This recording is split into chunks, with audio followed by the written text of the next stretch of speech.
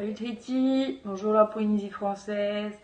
Donc c'est une petite vidéo pour faire un petit récapitulatif de la journée d'hier, qui s'est déroulée à Melbourne pour un classique, donc auquel j'ai participé avec Sophie Lubé. Donc la compétition était s'est plutôt bien passée.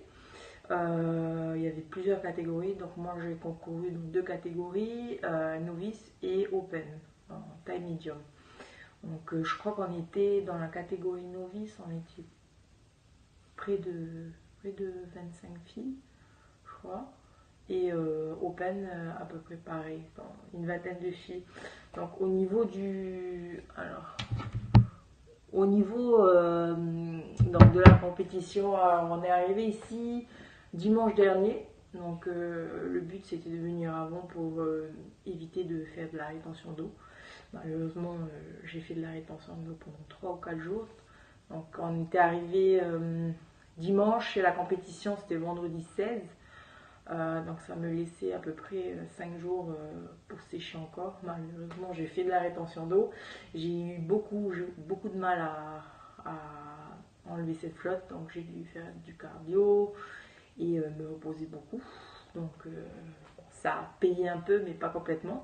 Donc là on a une autre compétition à Auckland samedi prochain. Donc là le but c'est de sécher encore mieux.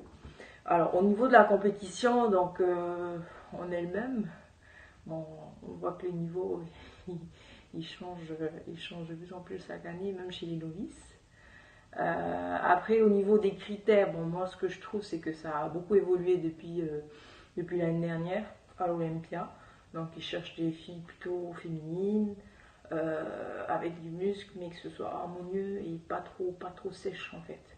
Donc c'était le point d'honneur, je crois qu'ils ont voulu mettre depuis la monde classique qui s'est passé à Ohio. Donc voilà, bah écoutez, moi je suis plutôt contente. Top 5 novice à l'international.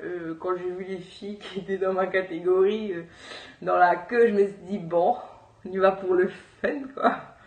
Et au final, j'étais plutôt surprise d'être dans le first call out.